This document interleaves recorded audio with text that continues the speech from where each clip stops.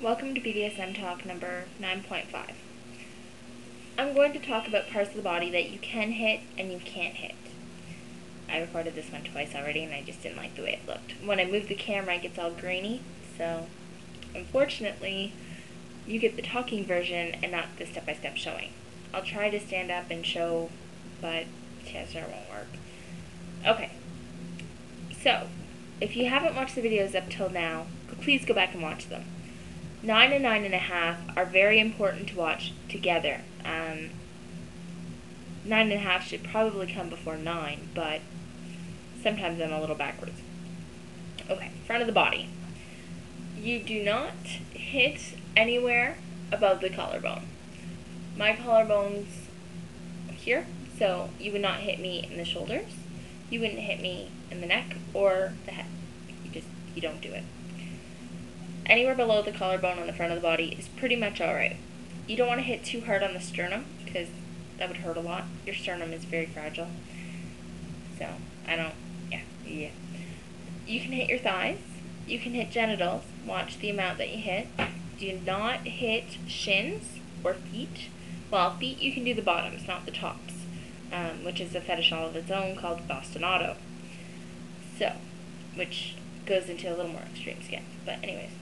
So you can hit the bottoms of your feet, not your shins, your thighs, your tummy, genitals, breasts, your biceps, and that you can hit, but if you're going to hit them, use only the smallest tip of your flogger, so about 2 inches, grab it in your hand. Now let me show you.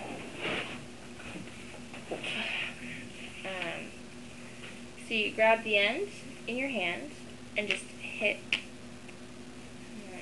like that. So you're just tapping. And you can do that all over the body. You don't have to use the full force of the flogger. Which, when you are swinging it,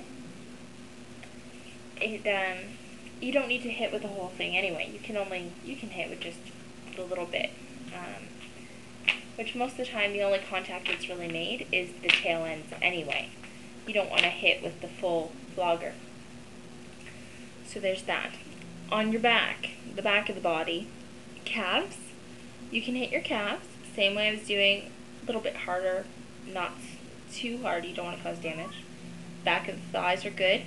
Your butt is good, but you want to stop as soon as, I have a round butt, so as soon as my butt starts at that flat point, like right on your tailbone, you don't hit the tailbone, you don't hit the kidneys. As soon as you bypass the kidneys and you're under your rib cage, you can start hitting there again. You won't hit the spine, so ideally if you're looking at someone's back, you have their back and their ass. The ass should have 2 red circles on the cheeky parts. Parts that you just want to bite. But, so on the cheeky parts, 2 red apples. Then you look up the back, there's the kidney area, then you have the bottom part where the rib cage is. From the rib cage up to just behind the shoulders, you can have like the top of your shoulder blades down to your rib cage, 2 long red stakes, basically. I have a tattoo in the middle of my back, so I tend to use that as a guideline. So you go from that all the way down to your kidneys. You don't touch your spine or your kidneys. Kidneys, if you get too many hits to your kidneys, it can cause kidney failure when you're older. It doesn't seem like anything now, but you can do a lot of damage to your kidneys. The spine, it's kind of a no-brainer. You don't really want to fuck that up. The neck, do not hit the neck. I say that very forcefully because I've had a neck injury from a flogging that went wrong. I will talk about that in a minute. You want to watch that you don't wrap around the body. I've also had an injury from that. Both people that have caused me harm have learned from the mistakes. I have no malice towards them at all. They are excellent people. They were new, and they weren't shown properly how to do things. Not their fault, not my fault. A little bit on both parts, but not completely one or the other. So, you want to make sure you aren't wrapping around the body. The first incident that I had, I was in a public location. There were dungeon monitors. I was on the spanking bench. I asked the gentleman that was working with me to flog my back. He said okay. He didn't tell me he had never flogged a back before, but he figured, hey, it's probably going to be the same as flogging an ass. It's not. You have to be more careful.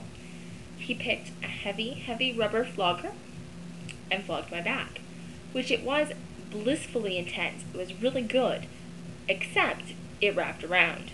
I had 7 circular bruises along the back of my right bicep, and I had a bruised rib. So if I would have let that go on for even 5 minutes more, I would have had a broken rib. When I say this is serious stuff, I mean it. Not because I'm trying to be a hypocrite or not because I'm trying to ruin someone's fun, because I've been on the receiving end of things that can go wrong. Actually, there were 3 incidents where things went wrong. The second one doesn't entirely pertain to this, so I'll talk about that later. The third one, I was at a club and a guy came in and said, hey, I want to play. And I went, you know what? I kind of want to play too. So I went up, I approached him, I followed proper protocol. It's like, I'm ready for play if you wish, which is proper protocol in our club. So I go up and we'd go and pick out the different things that we were going to use and talked about everything that was going to happen, and we go up and I ignored my warning flags. Something didn't feel right, but I wanted to play. So I did it. We go up. First thing, I took 3 hits to the kidneys. Now, for me, I tend to feel pain differently. I tend to feel it not in a singular spot, but kind of everywhere. So it's hard for me to say, hey, yo, wake up, that was a hit to the kidney. So I expected the people that were watching, which I recruited 3 people to watch the scene, would have caught this. Nothing was said. I stayed in, being the positive sub that I am, that I will think that it will get better. Next thing he did was he took one of the heaviest floggers that we had picked out and talked about. I got a direct hit to the nape of my neck. I walked out of the scene. I was a very unhappy girl. Now, he learned afterwards. Turns out he had never used a flogger before. He could have done a lot more damage than he did. My back still isn't right from it. Now, will I stop playing? No. Will I lose respect for anyone that does play without being trained? Yes. If you aren't sure what you're doing, find someone and ask. Please, there are countless people that are willing to help. All you have to do is ask.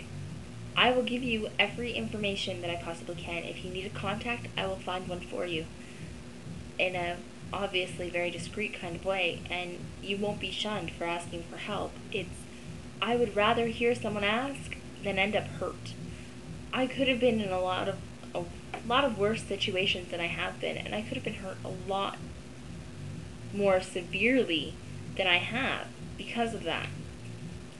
So please, take what I say with some heed, learn from it, grow with it. Remember, always play safe and have fun. Thank you.